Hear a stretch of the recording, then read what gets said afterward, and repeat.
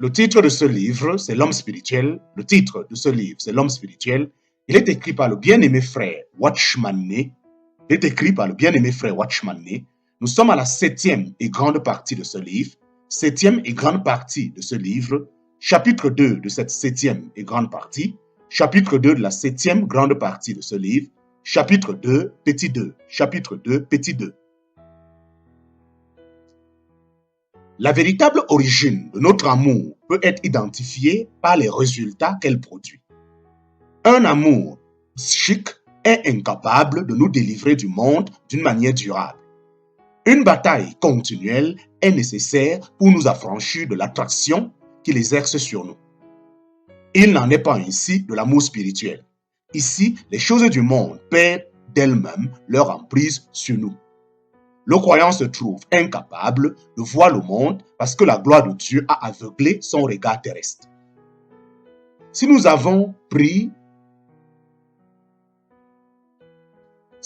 nous engageons de témoigner à Dieu un amour qui émane de nous-mêmes, nous ne découvrirons aucune inclination de son côté tant nous nous sentirons misérables.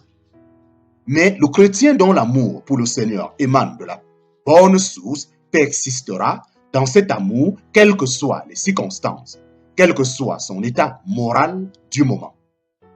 Une affection psychique s'éteint spontanément quand le mouvement émotif est interrompu. Mais une affection spirituelle est forte et ne connaît aucun abandon. Le Seigneur conduit le croyant dans des expériences douloureuses pour que son attachement soit dépouillé de tout mobile intéressé. Celui qui aime de sa propre affection et dans son propre intérêt ne peut aimer que lorsqu'il sent l'amour du Seigneur. Mais celui qui aime d'un amour divin et apprécie Dieu pour lui-même, Dieu l'amènera à croire à son amour plutôt qu'à le sentir. Dans la première étape de la vie spirituelle, le sentiment, l'amour du Seigneur est vital et bienfaisant. C'est quelque chose qu'on recherche à juste titre. Cependant, après un temps raisonnable, le croyant ne devrait plus s'accrocher à ce sentiment. Sa vie intérieure en souffrirait. Dans notre marche en avant, nos expériences successives sont déterminées par notre degré de développement. Chaque expérience que nous faisons correspond à l'étape à laquelle nous sommes parvenus. À ce moment-là, elle est à sa place et nous est profitable. Mais soupirer après le retour de nos expériences passées au cours des étapes suivantes, c'est regarder en arrière et se mettre en retard. Non, il faut accepter les conditions de la croissance. Une fois que notre cœur s'est rassasié de l'amour du Seigneur, Dieu veillera à nous s'effrayer de ce réconfort auquel nous sommes si sensibles afin d'engendrer en nous cette indispensable assurance de foi que l'amour du Seigneur ne change jamais. Amen et Amen. Mise en garde, mise en garde. Nous avons appris que dans la marche par l'esprit, l'émotivité doit être maintenue calme et tranquille. Autrement, la voix de l'intuition ne peut pas être entendue. Si notre émotivité n'est pas absolument tranquille, sous la volonté de Dieu, notre cœur sera troublé par intermittence et de ce fait, la direction de l'esprit sera interrompue. Le croyant devrait toujours noter dans son esprit quelle est la personne ou la chose qui met en activité sa vie émotive. Si Satan ne peut pas triompher du chrétien sous d'autres rapports, il le tentera sur ce point particulier. Il faut donc y veiller. Il n'y a rien qui mette en action notre vie émotive comme les amis, surtout ceux de l'autre sexe. Une telle attraction est du domaine de l'âme. Une telle attraction est du domaine de l'âme. Elle est naturelle. Il faut la répudier. C'est un fait durement établi que l'autre sexe peut facilement stimuler nos sentiments. Nous parlons naturellement ici des tendances qui sont naturelles à l'homme.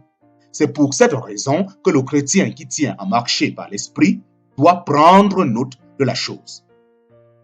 Si, dans nos relations, spécialement dans les affaires d'amour, nous traitons un sexe d'une manière et le sexe opposé d'une autre manière, nous savons que nous sommes déjà sous l'empire de notre âme. Cette stimulation produite par l'autre sexe peut naturellement être associée à un juste mobile. Le chrétien doit néanmoins reconnaître que si ces amitiés s'inspirent de mobiles mélangés, une telle association n'est pas purement spirituelle. Au cours de son activité, le serviteur de l'Évangile doit veiller à ce que la pensée de l'autre sexe ne vienne pas faire intrusion dans ses relations. Il doit résister à tout désir d'être insensé dans l'autre camp.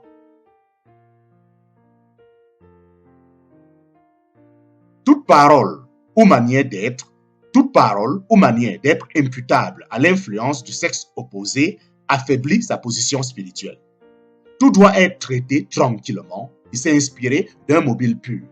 Il doit se souvenir que ce n'est pas le péché seulement qui souille, tout ce qui émane de notre âme peut souiller. Faut-il conclure de ce qui précède que le croyant ne doit pas avoir d'amis de l'autre sexe? Cette conclusion ne serait pas biblique. Quand il était sur la terre, le Seigneur entretenait des relations amicales avec Marthe, Marie et d'autres femmes. La question fondamentale doit donc rester celle-ci. Nos sentiments sont-ils entièrement sous le contrôle de Dieu ou bien une activité charnelle est-elle parvenue à s'y mélanger? Résumons. Les sentiments du chrétien doivent être intégralement remis entre les mains de Dieu. Les sentiments du chrétien doivent être intégralement remis entre les mains de Dieu. Chaque fois que nous sentons ce chemin trop difficile à l'égard d'une personne donnée, nous savons que, sur ce point-là, c'est la vie de notre âme qui a repris la première place. Toutes les affections psychiques conduisent au péché et nous attirent vers le monde. Une affection qui n'est pas inspirée par le Seigneur deviendra bientôt convoitise. Samson n'est pas le seul qui nous en offre le triste exemple. Et Dalila n'a pas fini de raser des chevelures masculines. Nous avons dit plus haut que pour le croyant, la vie sentimentale est celle qu'il a le plus de peine à abandonner à Dieu. La consécration de cette vie devient donc un critère de spiritualité. C'est la suprême pierre de touche. Celui qui n'est pas mort à l'affection, selon le monde, n'est mort à rien du tout, car dans ce domaine-là, c'est la suprême pierre de touche. Celui qui n'est pas mort à l'affection selon le monde n'est mort à rien du tout. C'est dans ce domaine-là que se manifeste avec le plus d'éclat la vitalité du moi. Abandonner entre les mains de Dieu, abandonner entre les mains divines tout attachement autre que celui qu'il doit à Dieu lui-même, c'est par cet acte que se matérialise pour le chrétien la crucifixion de sa vie psychique.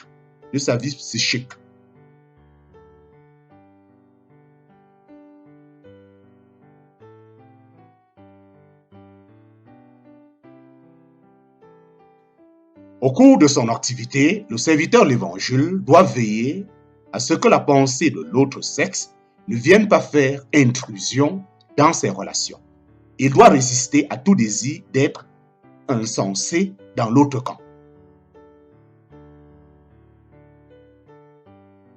Toute parole ou manière d'être imputable à l'influence du sexe opposé affaiblit sa position spirituelle. Tout doit être traité tranquillement et s'inspirer d'un mobile pur. Il doit se souvenir que ce n'est pas le péché seulement qui souille, tout ce qui émane de notre âme peut souiller. Faut-il conclure de ce qui précède que le croyant ne doit pas avoir d'amis de l'autre sexe? Cette conclusion ne serait pas biblique. Quand il était sur la terre, le Seigneur entretenait des relations amicales avec Marthe, Marie et d'autres femmes. La question fondamentale doit donc rester celle-ci. Nos sentiments sont-ils entièrement sous le contrôle de Dieu ou bien une activité charnelle est-elle parvenue à s'y mélanger? Résumons. Les sentiments du chrétien doivent être intégralement remis entre les mains de Dieu. Chaque fois que nous sentons ce chemin trop difficile à l'égard d'une personne donnée, nous savons que, sur ce point-là, c'est la vie de notre âme qui a repris la première place. Toutes les affections psychiques conduisent au péché et nous attirent vers le monde. Une affection qui n'est pas inspirée par le Seigneur deviendra bientôt convoitise. Samson n'est pas le seul qui nous en offre le triste exemple. Et Dalila n'a pas fini de raser des chevelures masculines.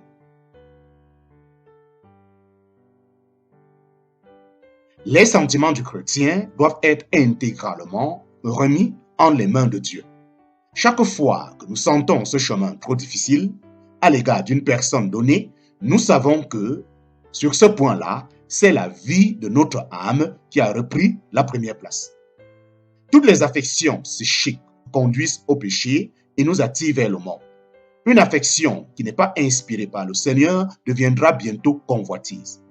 Samson n'est pas le seul qui nous en offre le triste exemple. Et Dalila n'a pas fini de raser des chevelures masculines. Nous avons dit plus haut que pour le croyant, la vie sentimentale est celle qu'il a le plus de peine à abandonner à Dieu. La consécration de cette vie devient donc un critère de spiritualité. C'est la suprême pierre de touche. Celui qui n'est pas mort à l'affection selon le monde n'est mort à rien du tout,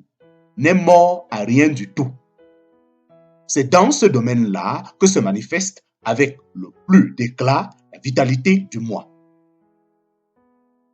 Abandonner en les mains divines tout attachement autre que celui qu'il doit à Dieu lui-même, c'est par cet acte que se matérialise pour le chrétien la crucifixion de sa vie psychique. Fin du chapitre 2, la 7e partie de ce livre. Fin du chapitre 2 de la 7e partie de ce livre.